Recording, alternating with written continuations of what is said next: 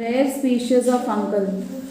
This text मतलब ये chapter जो है is taken from a biography. Biography वो होती है अगर मैं अपनी लाइफ के बारे में कुछ बताती हूँ तो मेरे बारे में कोई और लिखेगा तो उसे हम बायोग्राफी कहेंगे। मेरी लाइफ के ऊपर अगर सचिन तेंदुलकर की लाइफ के ऊपर मैं लिखना चाहती हूँ तो वो बायोग्राफी होगी क्योंकि लाइफ सचिन तेंदुलकर की लिख मैं रही हूँ। Of Salim Ali, a well known Indian ornithologist. Ornithologist वो होता है जो बर्ड्स को एक्सपर्ट होता है। किसका एक्सपर्ट होता है? बर्ड्स का expert. Famously referred to as the bird man of India. Here Zai Whitaker tells us about her childhood experiences. वो अपने बचपन के बारे में बताती है, अलग अलग एक्सपीरियंस शेयर करती है। जहाँ पर सलीम मामू जो एक ऑर्निथोलॉजिस्ट थे, जो एक ऑर्निथोलॉजिस्ट थे, और उसके was her grandmother's brother, उसकी दादी के भाई भी थे। कौन थे? उसके दादी के भाई, grandmother's brother. Grand. Salim bhai was my mamu, my grandmother Kammu's brother. उसकी ग्रैंड मदर का नाम क्या था? कम्मू।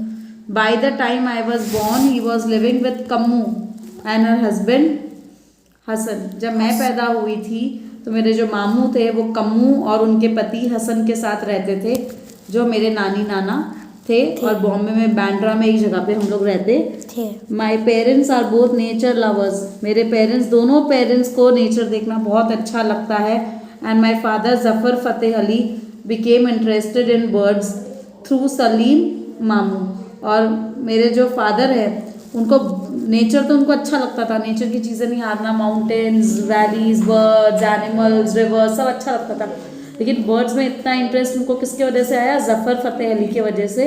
अरे जफ़र फ़तेह अली उसके पापा थे, उनको किसके वजह से आया? सलीम मामू। सलीम मामू को। They became interested in birds to Salim mamu. My mother like wrote a book with Salim mamu. मेरी मम्मा ने, जिसका नाम था लाइक, उसने एक बुक लिखी सलीम मामू को जिसका नाम था common Indian birds. Common Indian birds. Quite often when new bird watchers are out in the field. कई बार ऐसा होता है जब लोग बर्ड वॉचर्स को देखने आते हैं पर वो नए नए होते हैं, वो बर्ड्स के बारे में ज़्यादा जानते नहीं है, इसलिए हम उनको न्यू बर्ड वॉचर्स कहते हैं। क्या कहते हैं? New bird. They are out in the field, one or two of them look into my mother's book to identify a bird. जब उनको बर्ड के बारे में पता नहीं चलता ये कौन सी बर्ड है तो उस बर्ड की फ़ोटो देखते हैं, वो मैच करते हैं और मेरी मम्मा की बुक में उस बर्ड को ढूंढते हैं और उसके बारे में जानने की कोशिश करते हैं, क्योंकि वो न्यू बर्ड वॉचर्स हैं, उन्हें बर्ड्स की इतनी नॉलेज नहीं है। My brother, sister and I grew up in a very nature friendly atmosphere. मेरा भाई, मेरी बहन और मैं हमेशा हमारे घर में नेचर को पहले प्रेफरेंस दिया जाता था, पहली प्रायोरिटी नेचर को दी जाती थी। At dinner we often heard words like habitat and ecosystem. हमारे घर में सब नेचर्स थे, तो हैबिटेट वो प्लेस होती है जहाँ पर कोई रहता है। हैबिटेट इज अ प्लेस, वैसे फिश का हैबिटेट वाटर है, क्या है? और इकोसिस्टम वो होता है जो उसके आसपास उसको सर्वाइवल के लिए सारी चीज़ें जो चाहिए होती है उसको इकोसिस्टम कहते हैं। तो उनके घर वाले नेचर लवर्स थे, नेचर फ्रेंडली एटमॉस्फेयर था उनके घर में, तो हमेशा उनके घर में हैबिटेट और इकोसिस्टम की बात होती थी। Many discussions about nature and the environment took place around our beautiful old dining table in Juhu Lane, अंधेरी। कह रहे बहुत सारी discussions, many discussions about nature and the environment took place around our beautiful old dining table in Juhu Lane, Andheri. Those days I greatly envied my school. उन दिनों में envied का मतलब मुझे स्कूल में जाना अच्छा नहीं लगता था। I greatly envied my school friends। मुझे मेरी फ्रेंड्स अच्छी नहीं लगती थी because they could sleep as late as they liked on weekends। क्योंकि जब छुट्टी होती थी, वीकेंड होता है सैटरडे संडे, जब वीकेंड होता था तो उनकी मम्मी उनको जल्दी नहीं उठाती थी और वो जितनी लेट तक सोना चाहें वो सो सकते थे। तो उसे अपनी फ्रेंड से जेलसी होती थी, वो अपनी फ्रेंड्स को, स्कूल फ्रेंड्स को एनवी करती थी। क्या करती थी? N V.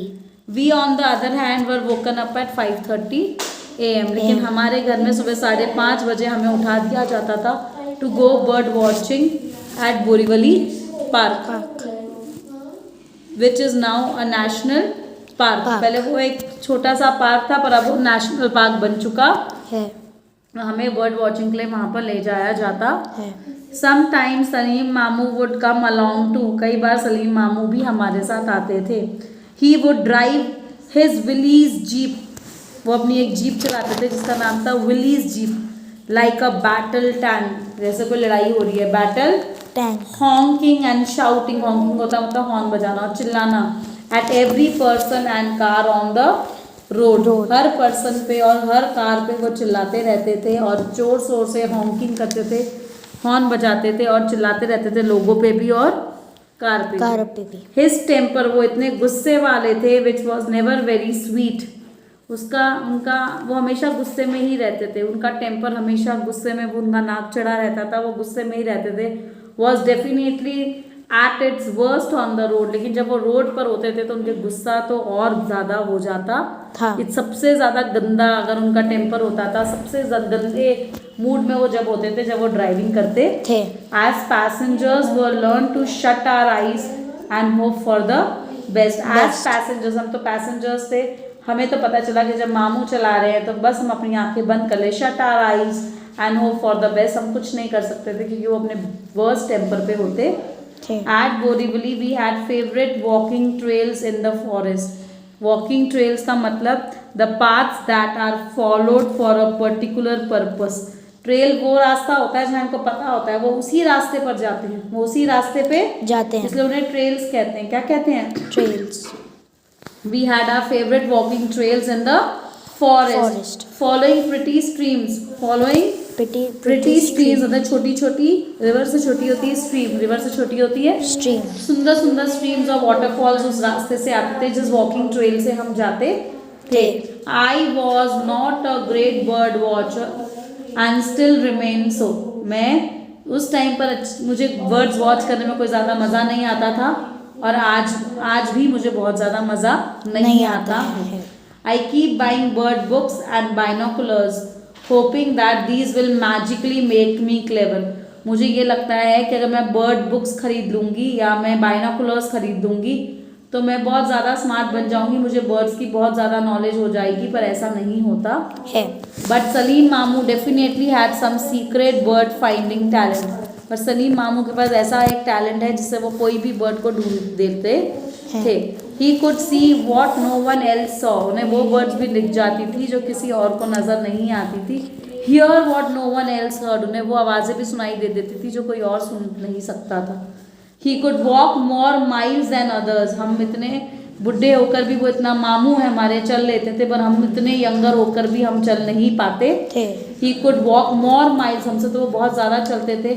Than others, much younger than he. Even when he was old, he would ride a camel or pony. इतने बुढ़ापे में भी वो एक कैमल चला लेते थे, एक पोनी चला लेते थे. पोनी क्या होता है? What is a pony? P-O-N-Y pony. इतने बुढ़ापे में भी वो कैमल या पोनी चला लेते थे. Who is a pony? What is a pony? Ma'am camel का, कैमल के पीछे जो पोनी है उसका बेबी क्या होता है? पोनी चेक कर लेंगे, ठीक है. वो कैमल है पोनी, तो वो कुछ भी चला लेते थे, या कैमल या pony. And walk for hours in the hot sun. घंटों घंटे तो वो थकते नहीं थे, इतनी गर्मी में चलते रहते थे. क्या करते रहते थे? गर्मी में भी चलते रहते थे. क्या चलते रहते? गर्मी में भी चलते रहते. And climb up a shaky ladder. और ऐसे जो लैडर, जो सीढ़ियाँ होती थी वो इतनी हिलती थी तब भी उन्हें डर नहीं लगता था, और वो उसके ऊपर चढ़ के बर्ड की नेस्ट में ऐसे पीयर करते रहते थे, अंदर देखते रहते थे, घूरते रहते थे. उन्हें ना गरम सन से कोई फर्क पड़ता था इतनी तेज गर्मी को, और ना लैडर शेकी है उसका डर लगता था कि वो गिर जाएंगे. As children my sister I often went to stay with our nani and nanu. हर बच्चा जाता अपने नानी नानू के घर, ऐसे मेरी बहन और मैं भी नाना नानू के घर जाते थे. Our bedroom, the guest room, used to be directly above Salim mamu's apartment. हमारा जो बेडरूम था और जो गेस्ट रूम था वो सलीम मामू के रूम के ऊपर था. सलीम मामू के रूम पे ऊपर था. कहाँ था? ऊपर था. कहाँ पर था? ऊपर. During our stays, we always hoped that Salim Mamu would be away in some jungle or mountain. जब हम वहाँ पे स्टे करते थे तो सलीम मामू हमें नहीं नज़र आते थे, और वो या तो जंगल में होते थे या तो माउंटेन में होते थे या डेजर्ट में होते थे। We love to play hide and seek with our cousins, हम अपनी कजिन्स के साथ हाइड एंड सीक खेलते थे। 5 मिनट। एंड सलीम मामू did not like noise when he was working, तो वो तो हाइड एंड सीक खेलते थे। हाइड एंड सीक खेलते टाइम में पता है बच्चे कितनी आवाज़ करते हैं, सलीम मामू को बिल्कुल पसंद नहीं आता था। But what is the fun of hide and seek if you can not yell and shriek, क्या जब हम चिल्ला ही नहीं सकते तो क्या मजा है। Shriek and yell are the same kind of vocabulary words that are used for somebody who plays very loudly, और चीख चीख कर खेलना, ठीक है।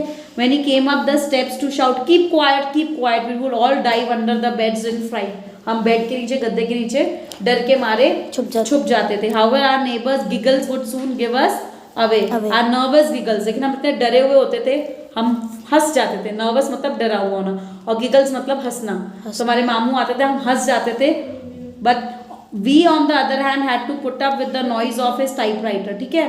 लेकिन वो हमें कुछ बोलते नहीं थे और वो छोड़ देते थे, क्योंकि बच्चे थे, हंसते थे तो मामू का दिल पिघल जाता। But we on the other hand had to put up with the noise of his typewriter, वो सुबह सुबह टाइपराइटर पे काम करते थे तो 5 बजे तक हमारे कान बजे रहते थे, उनका टाइपराइटर चलता रहता था। Clack clack clack, there was no silent computers then, उस टाइम पर कंप्यूटर्स इतने मॉडर्न नहीं थे तो बहुत आवाज़ करते थे।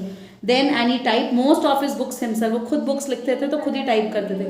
When I see his book of Indian words I still grumble मतलब चिड़चिड़ करना। जब मैं उसकी बुक्स देती थी मुझे आज भी याद आता है कि उसने हमारी स्लीप को रॉब कर लिया मतलब छीन लिया। मामू ने हमारी नींद को छीन लिया, क्योंकि 5 बजे टक टक टक टक लक लक लक लक करते रहते थे। Luckily for us noisy children Salim mamu loved, luckily for us noisy children Salim mamu loved young people, हम बहुत नॉइजी बच्चे थे पर सलीम मामू को यंग बच्चे बहुत अच्छे लगते थे। He certainly used to scold us, वो हमें स्कोल तो करते थे, but the next minute he would catch our necks with his walking stick, वो क्या करते थे हमें डांटते थे, फिर उसकी नेक को अपनी वो वॉकिंग स्टिक से यूँ पकड़ लेते थे, ऐसे खींचते थे एंड मेड अ फनी, और फिर जोर जोर से हंसते थे कि अब गर्दन अब खेड़ूं क्या, ऐसे कहते हैं ना। देयर वॉज ऑलवेज लाफ्टर, चलो 2 मिनट का बचे, व्हेन ही वॉज अराउंड, तो हम बहुत हंसी मजाक करते थे। And his was the loudest and the most croaky, उसकी हंसी जो थी वो सबसे लाउडी थी। Why have they use the vocabulary croaky, क्योंकि क्रोकी होती है, किसकी आवाज़ होती है क्रोकी? वो कौन चलता है छोटा सा जानवर मिट्टी के अंदर जो croak croak croak croak croak करता है, बचपन में सीखा था। Who croaks Deveshi, who croaks? क्रो क्रोक्स, नेट से ढूंढना, मैं नहीं बताऊंगी, फर्स्ट स्टैंडर्ड में आ रहा। Once my cousin and I decided to bake a cake for him on his birthday, हमने डिसाइड किया हम मामू के लिए केक बनाएंगे। It came out looking like a small rocky hill, पर केक जो था वो रॉकी हिल के जैसा था। किसके था? Rocky hill. However we carried it proudly to the table, इतना सुंदर नहीं बना था फिर भी हम बड़े से स्टाइल मार के ले गए कि देखो मामू हमने आपके लिए केक बनाया, बड़े प्राउड फील कर रहे थे। And the 62 years old birthday boy was asked to cut it, 62 years के थे Mamu. After a short struggle the cake fell on the floor. तुमने उसको एरोप्लेन मोड पे नहीं डाला?